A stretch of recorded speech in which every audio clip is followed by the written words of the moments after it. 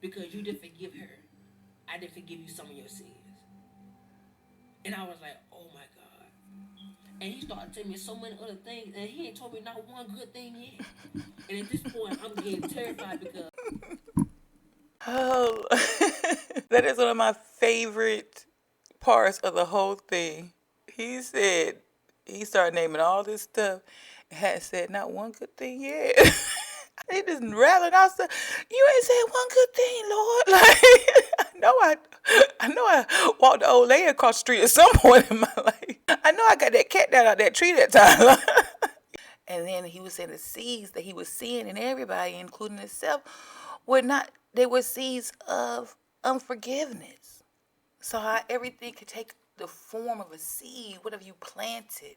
What have you planted in yourself? What if you plant good things, but you also plant things that are bad, like unforgiveness. You've planted unforgiveness in your heart. That is very powerful and very true. You got to forgive almost any and everything horrible done to you because you want God to forgive you. That's why. Because a sin is a sin is a sin. No matter how you cut that cake. A sin is a sin is a sin. And some people like, look at, well, my sin is this, your sin is that.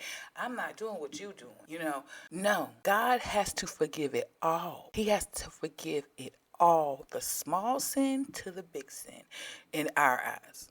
But to God, it's sin. You are impure. You are being impure. You're acting impure. You didn't forgive her, but now you're asking me to forgive you. Come on now. Think about what we ask God to do all the time, every day, all day, to forgive us, to constantly, guys, constantly forgiving us. Constantly forgiving us. And forgiveness doesn't mean forgive them and let them back in your life and allow them to do it again.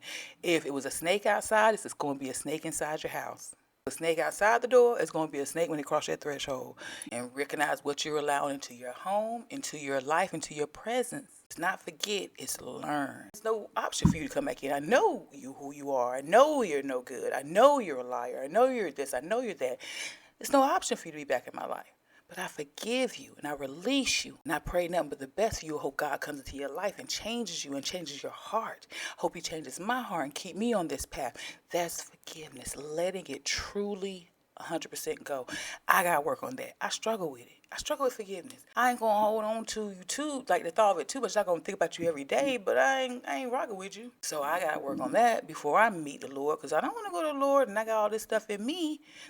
I don't want to go to the Lord and I got seeds from the top of my head to the bottom of my feet, and I'm asking him to let me in and forgive me for the stuff I've done to people and hurt people. Forgive me though, but I couldn't forgive none of them. But I want you to forgive me.